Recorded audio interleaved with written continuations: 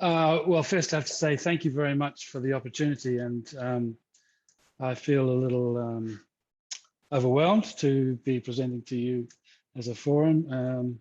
I can't sort of remember how it happened, but I'm pleased it did, because there's so many good things that I've heard today, amazing things. First, I'd like to acknowledge the Larrakia people as the traditional owners of the Darwin region, and pay my respects to the Larrakia elders past, present and emerging, and extend that respect to other Aboriginal and Torres Strait Islanders who are present in this forum. I thought I'd just go a little bit about my journey. It's a little bit off perhaps the questions, but it will lead us to a place. I've lived and worked in Northern Territory since 2006. I worked across both government and Catholic schools in the desert, in the top end. I've been an IT teacher in Wadair, Port Keats, and a support for some of the local teachers, in particularly maths. A senior teacher of the mega faculty at Jamimman College. That was 16 teachers in 13 curriculum areas, but I didn't actually teach in any of those areas. I was teaching science and maths at the time. I've been a senior teacher at McKillop Catholic College after it just started in 2013, and I was managing electives and those types of things. Also been a teacher principal at Willara Community Education College in Walpole Triangle in the Tanami Desert. I've also worked with the NT Department of Education as a consultant, implementing a new curriculum for remote secondary schools that was based entirely on the general capabilities, which was a really amazing incentive. And so as part of that, I visited more than 30 remote and very remote schools in the Territory. Now I'm an Education Officer, stand for CONT. And just recently, myself and a couple of other teachers have started STEAM TANT, which is the STEAM Teachers Association of the Northern Territory, because we feel it's particularly with a primary focus, because we feel that primary is an area that really needs to have some support in those particular STEM areas. I've not always been a teacher, and I worked in industry for more than 18 years in manufacturing, including being classed as an engineer, although I didn't have any qualifications in that area. And then I primary trained at Canterbury University in New Zealand. However, I've actually not taught any lower than year 6, and have taught year 12, up to year 12 in technologies. Also maths, science, RE, ICT, HAS, English, PE, visual arts, photography, te reo Māori, from year 6 through to 10. So that really would make me a classic out of field teacher. It's interesting. So I don't know if any of you heard of Daly River community, where not last year but the year before, that was the school surrounded by water from about 13 meters of flood. Not uncommon. The houses there have kitchens built out of stainless steel, and they're on pegs so that they can be washed out easily. So in terms of context, the Northern Territory is pretty unique. However, in saying that, what I've listened to today, none of that is actually new, apart perhaps from some of the weather events. So Catholic education is 18 schools across the Northern Territory. 5 of those are remote and very remote, and there's about 1,600 kilometres between Darwin and Legend to Porta.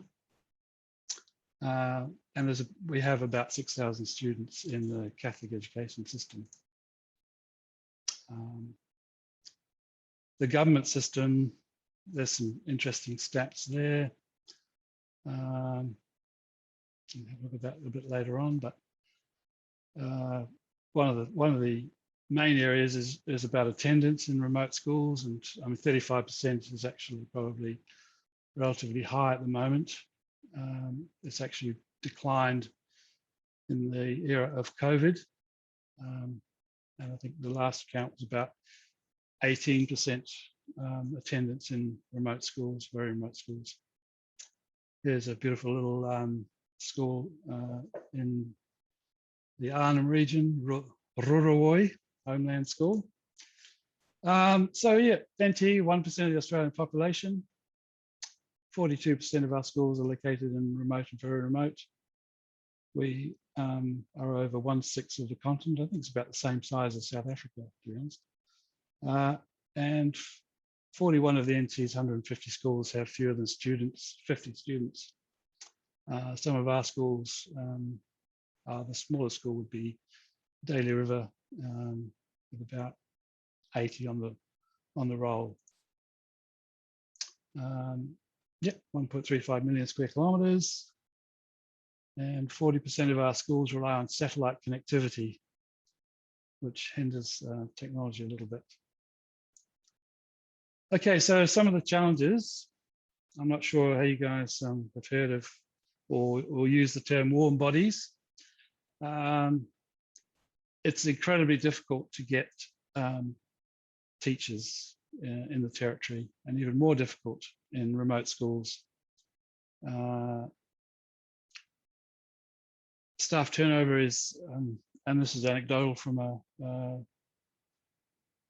leader of teaching and learning, that NT Gov schools, the average is 9 months, and Catholic education schools is 14 months for a teacher. So it's pretty hard for students to develop relationships and to really get some learning going. Culturally responsive pedagogy is also really limited because people coming from other states and territories are not necessarily aware of the context, and it's almost impossible to get relief teachers to remotes, and very difficult in other areas. So we just looked at, say, relief teachers and the impact particularly. It actually impacts on the teacher's ability to be able to get professional learning. So whilst we talk about, teachers are in a learning profession, the ability for the teachers to actually learn other than doing online courses or things outside school is very, very limiting. I was with a teacher the other day in Catherine. He was saying he had to come to the office to do some work with us on instructional coaching, and he'd left his class with the inclusion support assistants in his room while the second year teacher was watching his class and looking after her own class at the same time. That was the only way they could actually allow him to come to a meeting.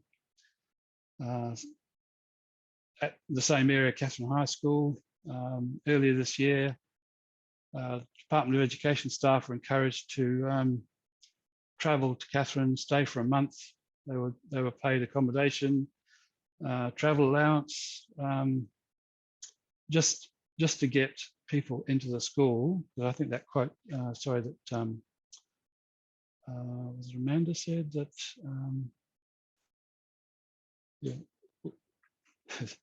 the kids are still there. The kids don't go away, and we still need teachers.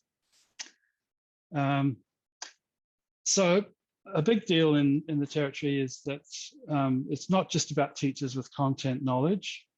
EALD is actually 51% of our students in the territory are EALD, and very few teachers that come to the territory or actually are trained in the territory, because we've also spoken to CDU about their teaching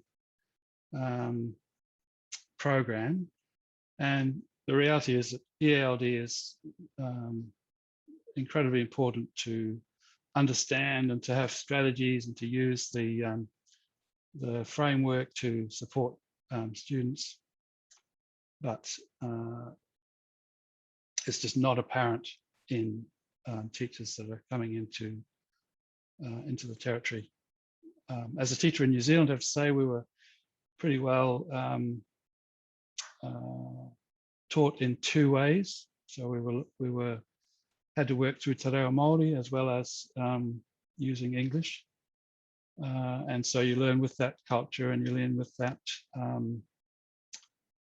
ways of managing students that are students with other languages. One of particular difficulties is secondary teachers in remote areas. They have good content knowledge, but pedagogical approaches are very, very limited in terms of being able to actually provide programs for students based on being able to actually break down the content to deliver it as against, say, the Australian curriculum, differentiated as opposed to the Australian curriculum year 3 standard for a year 9 student. And we see that a lot. It's incredibly difficult to try and one, for the teachers to break that habit, to think, oh, I've got to step back to teach content that's limited because they can't access it because of language. But rather than saying we have students who are at this age level and we have this content, how do we provide a differentiated content to allow the students to access it? And find secondary teachers have much more difficulty in trying to develop literacy and numeracy skills through the content.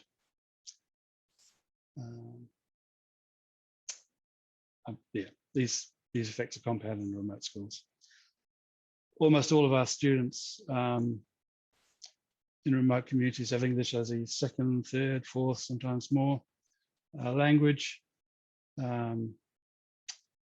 We have a number of local teachers, and they're amazing that they're still there and they still work in the schools, but they continuously have to try and sort of offer ways that a new principal or teacher comes in and says, this is the way I do it in, somewhere else, but for local teachers to say, this is how we do it here. And often they're very shy, so they're not, able to, or they don't want to particularly, push an agenda, but they need to do more of that. Right. So as a result, in the territory, schools have to accept teachers that apply. And I mean, that there exactly is our out of field teaching issue, particularly in secondary and particularly in those STEM subjects. And we all suffer from a lack of teachers, but I think the territory is a more difficult place to keep teachers. Often we'll get teachers who will come through, they'll stay a couple of years and then move on. It's sort of seen as a bit of a tropical paradise. I don't know, I'm not sure, but it seems to be that turnover is incredibly high. And we know the impacts on students learning. NAPLAN is a one way of looking at some data that is not particularly good for the territory. So from the systemic perspective, Catholic education, they're actually very forward in their thinking. They try and provide opportunities for developing teachers and leaders, and actually on top of that, also local teachers. So there's an incentive called GOO. I didn't put that on there, GOO, which is actually growing our own, and with a partnership with Charles Darwin University, they have had a number of students from remote schools go through this program and are now teachers in their communities. But a couple of things they do that they've done for a number of years. One of them is the Browns Collective. I think it's Stephen Brown, I'm not sure. And it's a middle leadership program where every year at least 25 people are selected, or they can put forward their name to go through that program. And it's a really good collaborative space where teachers from all over the country, all over the territory can get together, Catholic teachers, and develop themselves through these programs. We also have used Gavin Grift, or introduced Gavin Grift as a way of developing PLCs. PLCs are great. It focuses on student outcomes and using a research perspective. And also Jim Knight's model of instructional coaching. So that's been running for about just over 4 years, where it's a very particular model focused on teachers' practice in classrooms, where you have a coaching conversation, and the teacher is actually kind of looking for something to fix, or not to fix, but to improve their teaching practice in the class. So it's a really good model. It involves filming, which I think I heard Linda talking about that earlier on, where you're filming your practice and you're actually reflecting on it, and you're saying, okay, well, what part of that do I need to work on? Work on each part of that, over a period of time. And that can be around content, it can be around pedagogy, it can be around building community, and it can be around building well-being. So each of those areas is actually very powerful. And they've also, worked to get those things into the strategic improvement plan of the Catholic Education Office, which then follows through into the school SIPs and AIPs. Roy, just let him know your last 2 minutes now. Yep. This is the last bit. So really, sustainability of incentives is difficult, but in our context with a number of turnover of staff, it's even more difficult. But I think, we're trying really hard, and it's a really positive initiative that we're doing at Catholic Education. And that's me. Thank you.